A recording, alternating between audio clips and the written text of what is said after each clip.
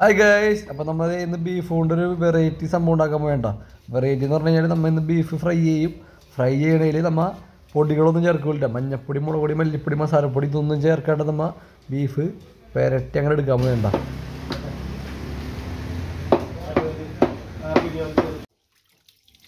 അപ്പോൾ guys beef കഴുകിയെടുക്കേണ്ട.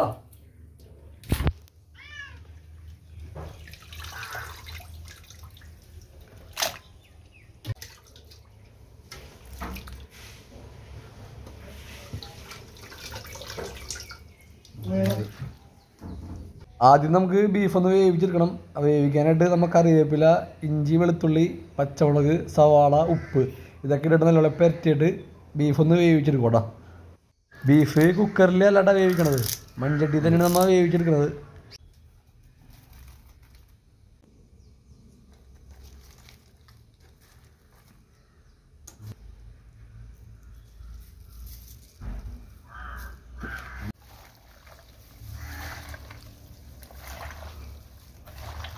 അപ്പോൾ guys നമ്മൾ അടുപ്പത്തേക്ക് കയറ്റണ്ട.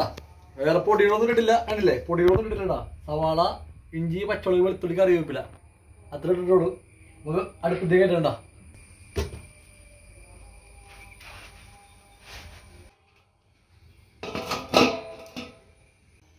അപ്പോൾ ഗൈസ് നമ്മുടെ ഇറച്ചി അടുപ്പത്തേക്ക് കയറ്റിട്ടുണ്ടാ. ഇനി അത് നമുക്ക് വേവിച്ചെടുക്കാം. വേവിച്ചെടുത്തിട്ട് ബാക്കി പരിപാടിയാക്കാം.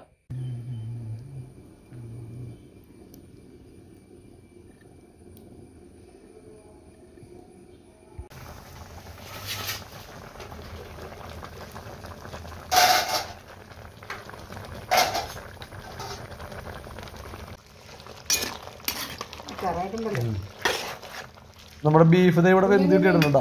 പിന്നെ നമുക്ക് അതിലേക്ക് കുറച്ചുകൂടി പരിപാടി ഉണ്ട്. അപ്പോൾ അതിനായിട്ട് നമുക്ക് തേങ്ങ ഇതുപോലെ കഴിഞ്ഞിട്ട് ഒന്ന് വറുത്തെടുക്കാം കേട്ടോ. ആദ്യം തന്നെ തേങ്ങ ഒന്ന് വറുത്തെടുത്തിട്ട് ഈ ഒരു പരിവാകുമ്പോഴത്തേനും അതിലേക്ക് സവാള, ഇഞ്ചി, വെളുത്തുള്ളി, പച്ചമുളക്, കറിവേപ്പില ഇതൊക്കെ ഒന്നുകൂടി ഇട്ടിട്ട് വഴറ്റിയെടുക്കാം കേട്ടോ.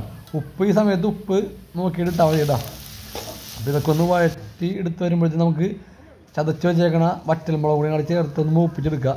ഈ മസാല നമുക്ക് എന്നിട്ട് ബീഫിലേക്ക് ഇട്ടിട്ട് ഒന്ന് പെരട്ടിയെടുക്കാം കേട്ടോ. ഇനി നമ്മൾ ഇത് ചെറിയ കനലിൽ അടുപ്പത്ത് തന്നെ വെച്ചിട്ട് ഒന്ന് ഫ്രൈ ആക്കി എടുക്കാം കേട്ടോ.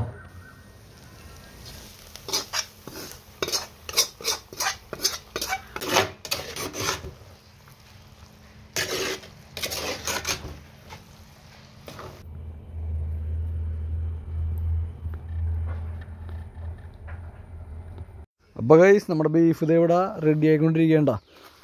അപ്പോൾ അതായത് നമ്മൾ ഇടയ്ക്കൊക്കെ ഒന്ന് ഇളക്കി കൊടുത്ത് ചെറിയ തീയിലിട്ടൊന്ന് പെരട്ടിയെടുക്കാം കേട്ടോ. അപ്പോൾ പൊടികളൊന്നും ഇല്ലാണ്ട് നല്ല അടിപൊളി ബീഫ് ഇത് ഇവിടെ സെറ്റായിട്ടുണ്ട്. നമുക്കപ്പോൾ ഇതൊന്ന് ടേസ്റ്റ് ചെയ്ത് നോക്കാം, എങ്ങനെയുണ്ടെന്ന് നോക്കാം.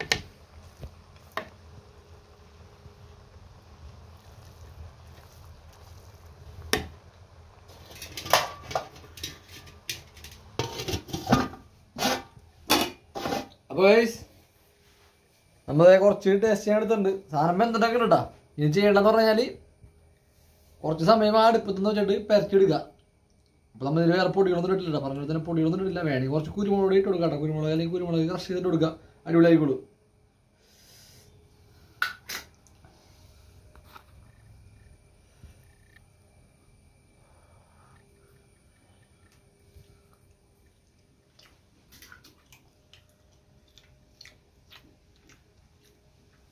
ആ ബീഫിൻ്റെ ഒക്കെ ഫ്ലേവറില്ലേ കറക്റ്റായിട്ട് കിട്ടുന്നുണ്ടോ.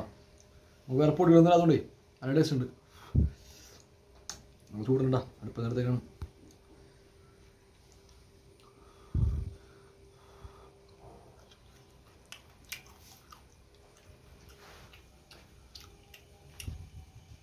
അപ്പോൾ സാധനം നടക്കുന്ന സെറ്റ് അവിടെ ഇടാം. അതൊക്കെ എല്ലാം റെഡി ആക്കിയാണ്ട് നമുക്ക് എടുക്കാം.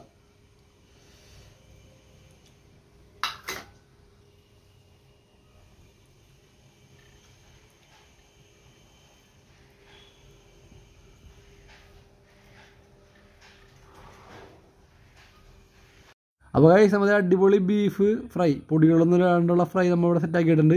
അപ്പോൾ നമ്മുടെ വീഡിയോ ഇഷ്ടപ്പെട്ടെങ്കിൽ ചാനൽ സപ്പോർട്ട് ചെയ്യുക, സബ്സ്ക്രൈബ് ചെയ്യുക, ലൈക്ക് അടിക്കുക, ഷെയർ ചെയ്യുക.